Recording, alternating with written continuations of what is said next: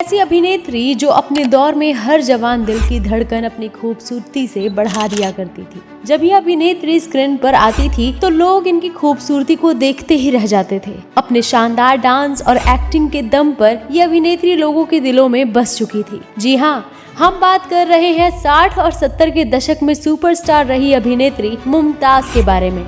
और आज हम बात करेंगे मुमताज के कुछ ऐसे अनसुने किस्सों के बारे में जिन्हें आपने पहले कभी नहीं सुना होगा। कुछ ऐसे दिलचस्प किस्से जिन्हें सुनकर आपका भी मन खुश हो जाएगा। तो चलिए शुरू करते हैं आज का वीडियो। सपोर्टिंग एक्टर के तौर पर अपना फिल्मी करियर शुरू करने वाली अभिनेत्री मुमताज एक समय बॉलीवुड के सबसे बड़े कलाकारों में शुमार हो गई थी। एक समय ऐसा भी आया जब मुमताज बॉलीवुड की सबसे ज्यादा फीस लेने वाली हीरोइन बन गई थी। इस कामयाबी के पीछे मुमताज की कड़ी मेहनत और एक्टिंग को लेकर उनका जुनून था, जिसने रंग दिखा दिया था और कुछ ही समय बाद वो सुपरस्टार बन गई थी। मुमताज के करियर को टॉप पर ले जाने का पूरा श्रेय राजेश खन्ना को जाता है। मुमताज ने राजेश खन्ना के साथ 10 फिल्मों में काम किया था। एक इंटरव्यू में मुमताज ने राजेश खन्ना के बारे में बात करते हुए कहा था कि राजेश खन्ना जल्दी से किसी को अपना दोस्त नहीं बनाते और वो खुशकिस्मत थी कि राजेश खन्ना उन्हें अपना दोस्त मानते थे। राजेश खन्ना अक्सर उन्हें मोटी कहकर बुलाते थे। जहां एक तरफ मुमताज एक जबरदस्त डांसर थी,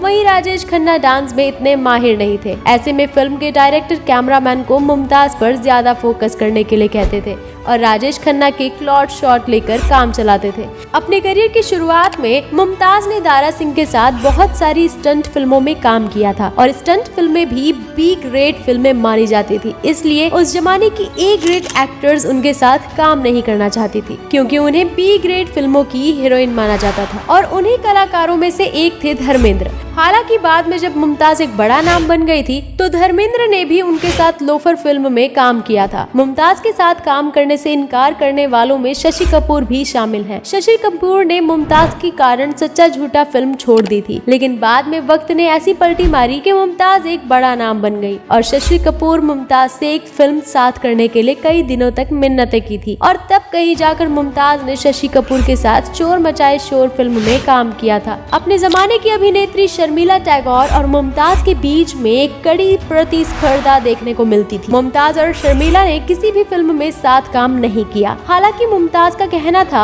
कि उन्होंने शर्मिला के साथ किसी भी तरह की प्रतिस्पर्धा नहीं की। उनका कहना था कि शर्मिला टैगोर चांदी का चम्मच लेकर फिल्म इंडस्ट्री में आई थी। उनकी पहली फिल्म कश्मीर की कली थी, जिसमें उनके हीरो शम्मी कपूर थे और क्योंकि वो फिल्म सुपर हिट रही थी तो पहली ही फिल्म से उन्हें स्टार का दर्जा मिल गया था। जबकि मैंने फिल्मों में सपोर्टिंग रोल से अपना करियर शुरू किया था। क्योंकि मैंने और शर्मिला ने राजेश खन्ना के साथ कई फिल्में की थी, इसलिए प्रेस ने हमारे बीच प्रतिस्पर्धा की बातें फैला दी। हालांकि मुमताज ने ये जरूर माना कि हीरोइन कभी दोस्त नहीं होती, ना आज होती है ना ही पहले होती थी। उनका कहना था कि उन्होंने शर्मिला के साथ कभी वक्त नहीं गुजारा। मुमताज ने जब बिजनेसमैन मयूर वाधवानी से शादी कर ली थी तो उस जमाने के सुपरस्टार राजेश खन्ना को मुमताज की शादी करने के फैसले से बहुत नाराजगी हुई थी। दरअसल राजेश खन्ना मुमताज के साथ 10 फिल्मों में काम कर चुके थे और जैसे मुमताज राजेश खन्ना को अपने लिए लकी मानती थी, ठीक वैसे ही राजेश खन्ना भी मुमताज को अपने लिए खुशकिस्मत मानते थे। मगर जब 1973 में राजेश खन्ना ने शादी की तो मुमताज ने भी अगले साल 1974 में शादी कर ली। शादी से पहले राजेश खन्ना ने मुमताज को काफी समझाया था कि वो शादी ना करे, क्योंकि अगर उन्होंने शादी कर ली तो वो जिस पोजीशन में फिल्म इंडस्ट्री पर हैं, उस पोजीशन से तुरंत हट जाएंगी। मुमताज को लेकर राजेश खन्ना की परेशानी डिम्पल कपाड़िया को कभी रास नहीं आती। मीडिया रिपोर्ट्स की माने तो डिम्पल ने तो राजेश से ये भी कह दिया था कि उन्हें मुमताज से ही शादी कर लेनी चाहिए थी। बहरहाल शादी के बाद मुमताज के साथ वही हुआ जो राजेश खन्ना ने कहा था। शादी के बाद आई उनकी 2 फिल्में बैक टू बैक फ्लॉप हो गई और उन्होंने फिल्म इंडस्ट्री छोड़ दी।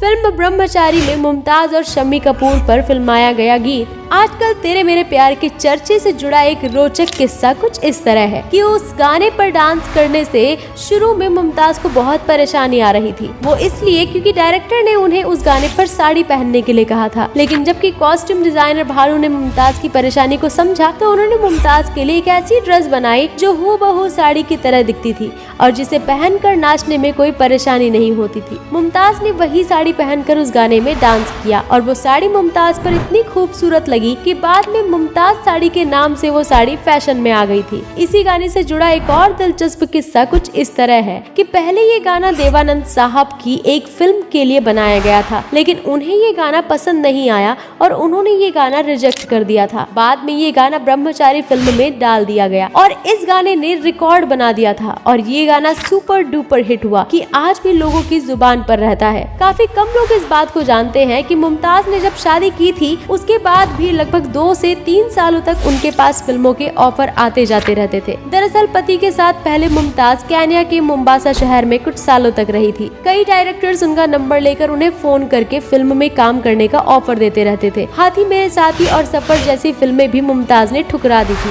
बाद में जब मुमताज अपने परिवार के साथ लंदन शिफ्ट हुई तब भी उन्हें कुछ फिल्मों के ऑफर्स मिले थे, लेकिन उन्होंने स्वीकार नहीं किया। मुमताज और मयूर वाधवानी की 2 बेटियां हैं।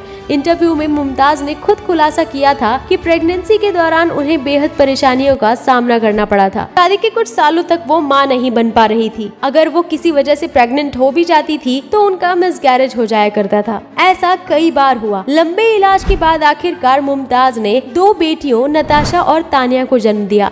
मुमताज अपनी दोनों बेटी से बेहद मोहब्बत करती हैं। मुमताज की पर्सनल लाइफ में उतार चढ़ाव का एक दौर भी आ चुका है। असल में मुमताज के पति मयूर एक दफा किसी और महिला के चक्कर में पड़ गए थे। उस वक्त तक मुमताज की दोनों बेटियां जन्म ले चुकी थी। बेटियों की खातिर मुमताज ने अपने पति को नहीं छोड़ा। मुमताज ने अपने पति को काफी समझाया और एक दिन आखिरकार उनके पति मधुर वाधवानी को उनकी गलती का एहसास हो ही गया और वो उस औरत को छोड़कर वापस अपनी पत्नी की ओर अपने बच्चों के पास आ गए। मुमताज को अपने दौर में सबसे ज्यादा फीस मिला करती थी। मुमताज उन अभिनेत्रियों में से थी जो अपने दौर में किरदार को निभाने के लिए सबसे ज्यादा पैसे लेती थी। उनके सीन फिल्मों में कुछ सेकंड्स के होते थे जो कि चंद रोमांटिक सीन या फिर गानों में ही नजर आती थी, लेकिन फिर भी इन्हें इसके बदले 2.5 लाख रुपए मिला करते थे। ये रकम मुमताज के दौर के हिसाब से बहुत ज्यादा रकम थी। फिल्म हरे रामा हरे कृष्णा में जीनत अमान ने मुमताज से ज्यादा काम किया था, लेकिन फिर भी देवानंद साहब ने मुमताज को जीनत से ज्यादा भुगतान दिया था। इसी फिल्म से जुड़ा एक दिलचस्प किस्सा भी है। पहले जीनत वाला रोल देव साहब ने मुमताज को ऑफर किया था, लेकिन मुमताज ने देव साहब की ऑन स्क्रीन बहन बनने से साफ इनकार कर दिया। बाद में जीनत ये रोल निभाने के लिए तैयार हो गई और ये रोल जीनत अमान ने निभाया। मुमताज जब 55 साल की हुई तो उन्हें पता चला कि उन्हें कैंसर ने जकड़ लिया है, लेकिन घबराने की बजाय उन्होंने कैंसर के खिलाफ लड़ाई लड़ने का फैसला किया और अपने फैसले पर अटल रही और आखिरकार उन्होंने कैंसर को हरा ही दिया। अब मुमताज बिल्कुल कैंसर मुक्त है और कैंसर से जंग जीतने के बाद मुमताज राजेश खन्ना साहब से मिली थी और इसी बात की वजह से राजेश खन्ना साहब मुमताज के मुरीद हो गए थे। आजकल मुमताज कुछ टीवी रियलिटी शोज में दिखाई देती हैं, जहां पर उन्हें गेस्ट के तौर पर बुलाया जाता है। हालांकि उम्र दराज हो चुकी मुमताज के चेहरे पर आज भी वही नूर झलकता है जो उनके करियर की शुरुआती दिनों में झलकता था और आज भी लोग उनके उतने ही बड़े फैन हैं जितने पहले हुआ करते थे।